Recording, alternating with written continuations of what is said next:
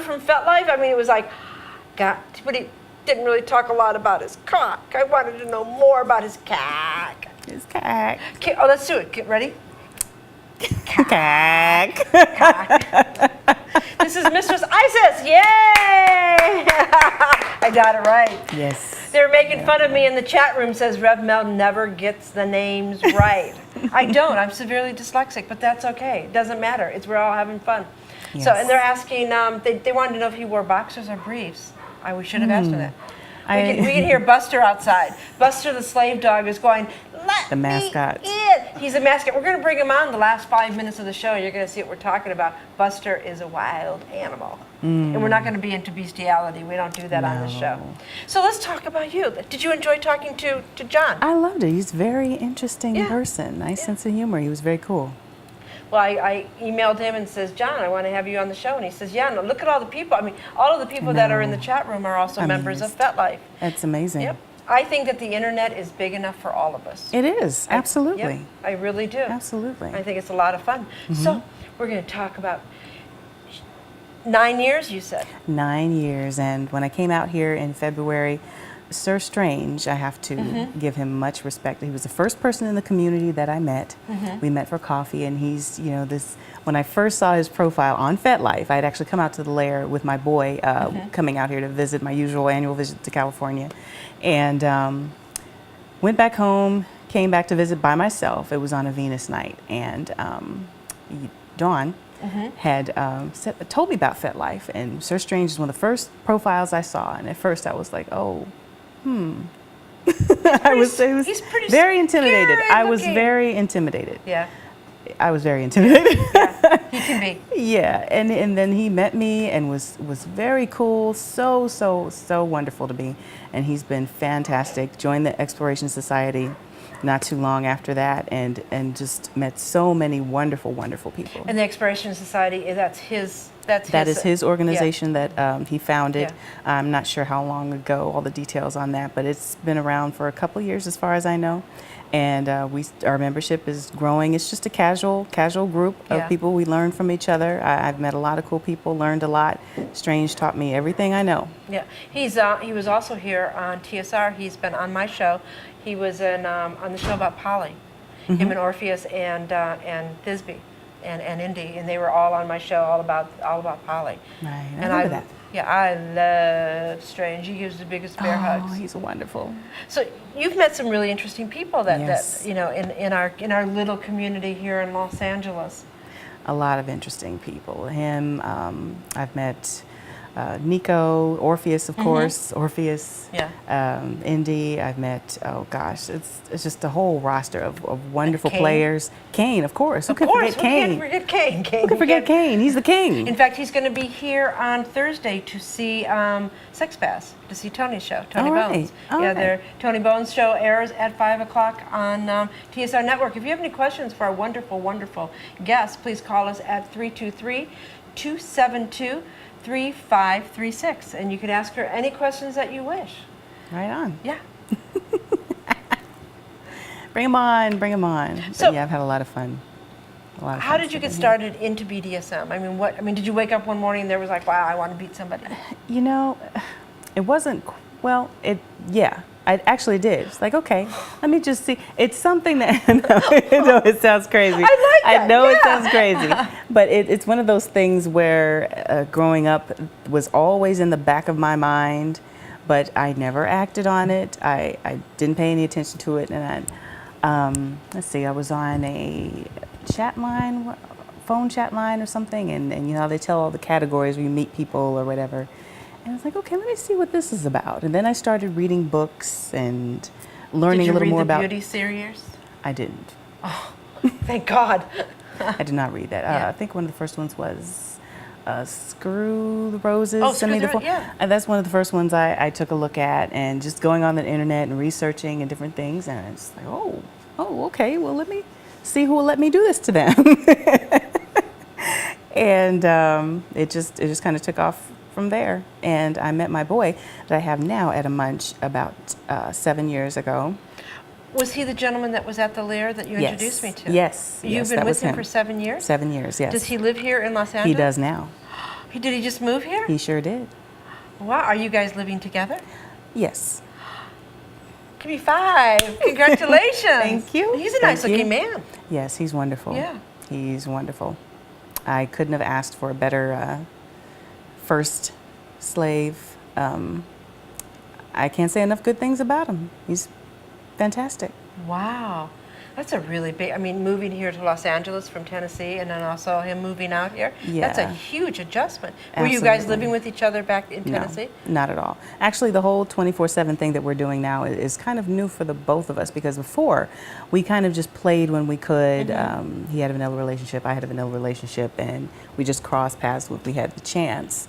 And so this is all new. There's the moving, and then there's the 24/7, and there's, I mean, but it's exciting. So it's got to be a lot different, because do you run, I mean, this is really important questions. Do you run a DS household? Yes. 24 hours a day? Well, as I was having a conversation about this last week, 24/7, what really is 24/7? And I mean, of course, all day, every day, do I expect him to be on his knees all the time? No. Yeah. I mean, realistically, you know, well, I'm saying realistically, but I know everybody does things differently. But sometimes I like to sit on the couch and watch movies. Yeah. And the normal things. you know, I like to see him naked with a collar on at times, and so 24/7, meaning yes, he does recognize that I'm his mistress and he's my slave. 24/7, yes. But is it all play all the time? No.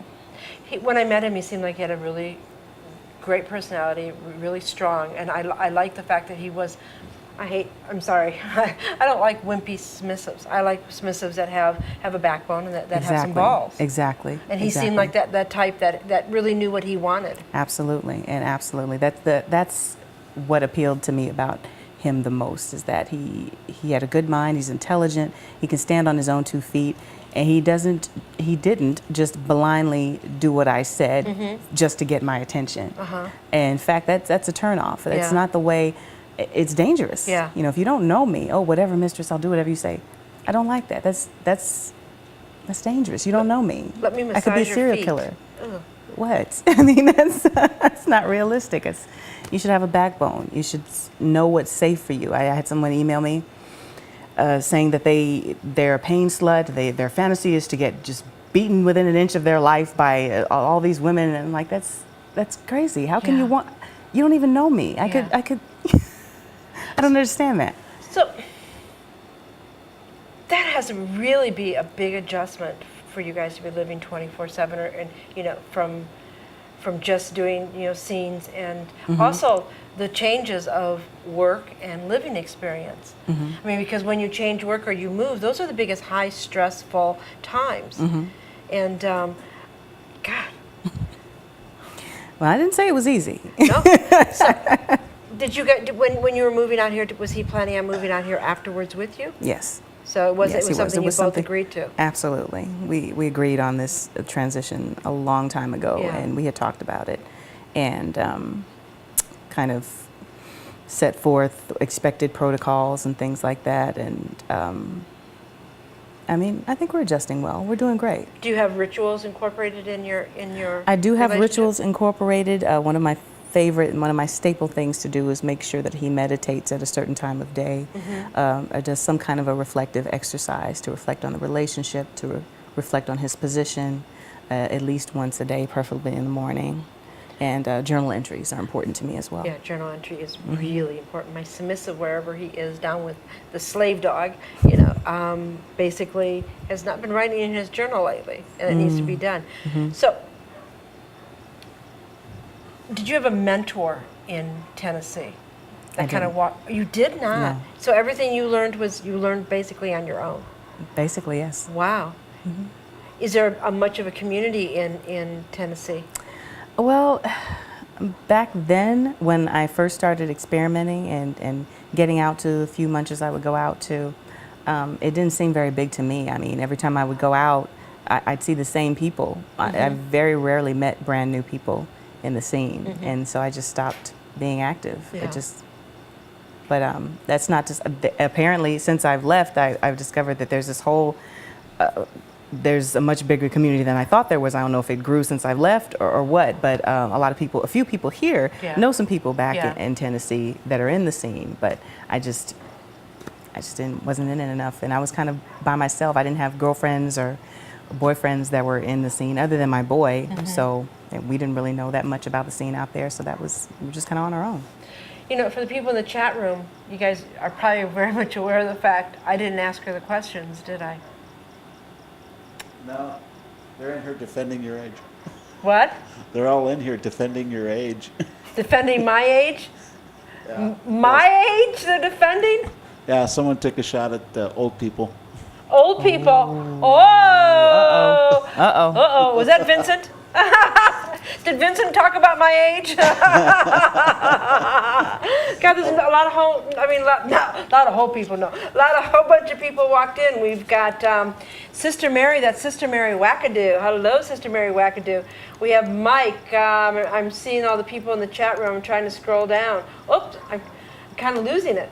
Oh my God, danger, danger. So, you guys ready? They're laughing. You knew it was Vincent. It was Who's Vincent. no longer in the chat room, by the way. Oh, Vincent got in trouble. Says, Rev Mel, you can grudge fuck me if you want to get me back at 20-something. Get back at the 20-somethings. Wow. No, I'll never get back at the 20. I was once there. Trust me. I was there. You can have the 20-something. Yeah. I love my age. So, in the chat room, do you guys want me to get the sexual questions out of her? Because we have not talked about these things yet, have you?